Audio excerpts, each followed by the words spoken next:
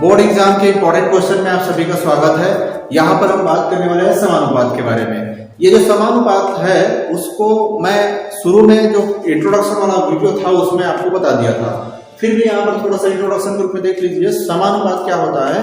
जब हम किसी दो तुल्य अनुपात को हम जब तुलना करते हैं तो वह क्या कहलाता है? समानुपात कहलाता है। अर्थात दो तुल्य अनुपातों के बीच संबंध जब हम दिखाते हैं, है ना, संबंध हम दर्शाते हैं तो वह क्या कहलाता है? समानुपात कहलाता है। तो चलिए दोस्तों, यहाँ पर मैं कुछ आपको उदाहरण इस वीडियो के अंतर्गत बताऊंगा और आपको मैं बताना चाहता हूं कि बोर्ड एग्जाम में लगभग 40 से 45% जो है एग्जाम्पल से ही क्वेश्चंस आते हैं।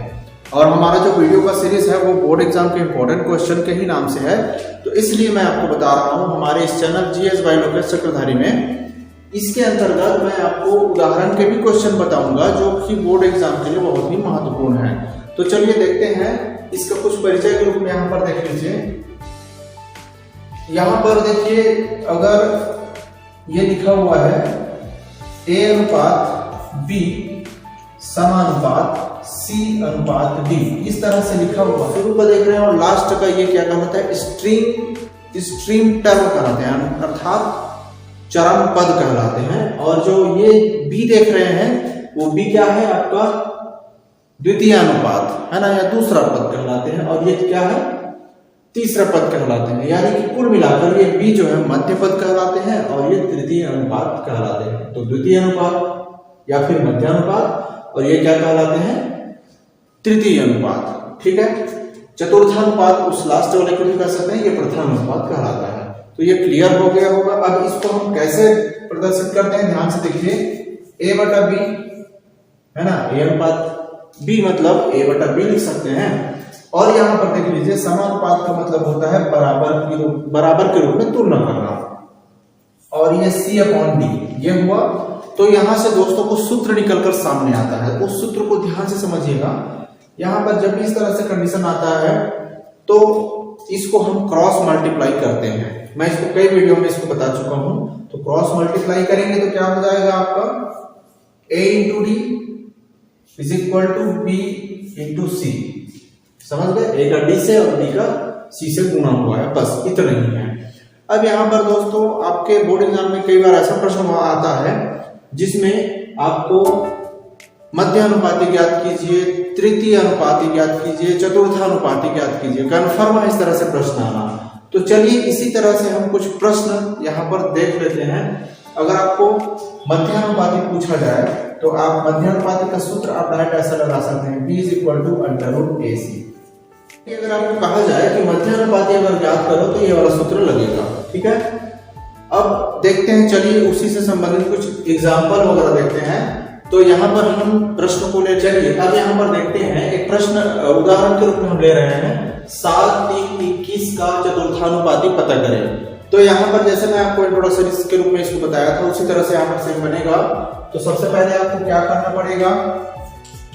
7, 3, 21 का चतुर्थानुपाती आप सबसे पहले क्या मान लोगे? चतुर्थानुपाती x है। ठीक है। तो आप किस तरह से इसको लिखेंगे? 7 अनुपात x, इसको आप इस तरह से लिखेंगे ना, x माना 7 अनुपात 3 अनुपात 21, यहां पर समानुपात रहेगा। और यहां पर क्या लिखेंगे?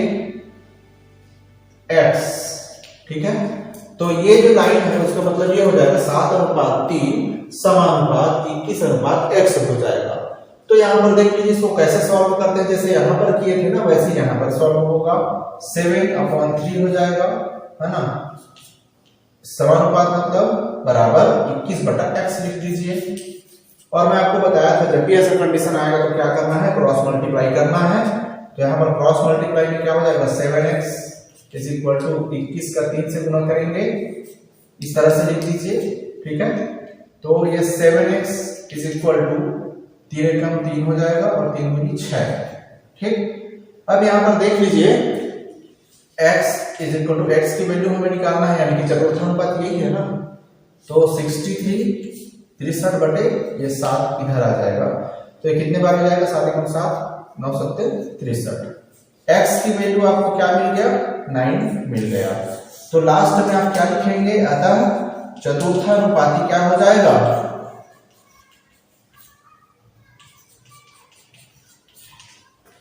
चतुर्थानुपाती x बराबर 9 होगा। ठीक है, ये इसका आंसर है। तो ये समझ में आया होगा। अब चलिए हम नेक्स्ट एग्जांपल लेते हैं और देख लीजिए दूसरे प्रश्न को हमने लिया है। ये एग्जांपल नंबर 11 है, 11 नंबर का उदाहरण है। 6 और 54 का मध्यानुपाती हमें पता करना है। तो 6 और 54 का मध्यानुपाती हम कैसे पता करेंगे? ध्यान से देखिएगा। ये चतुर्थानुपाती था, ये मध्यानुपाती है। अंतर देख लीजिए, जैसे 6 और 54 का मध्यानुपाती, तो सबसे पहले आप मान लेंगे, माना 6 और 54 का मध्यानुपाती, 6 और 54 का मध्यानुपाती x है। तब क्या हो जाएगा? 6 अनुपात x। ठीक है, इस तरह से अगर हम इसको प्रदर्शित करना चाहें तो ऐसे ही होगा ना। 6 अनुपात x मध्यानुपाती में आपको बताया था b को, और ये समानुपात में हो जाएगा। इसको रिपीट करेंगे, x अनुपात क्या हो जाएगा? 54 हो जाएगा। तो 6 और 54 का मध्यानुपाती x है।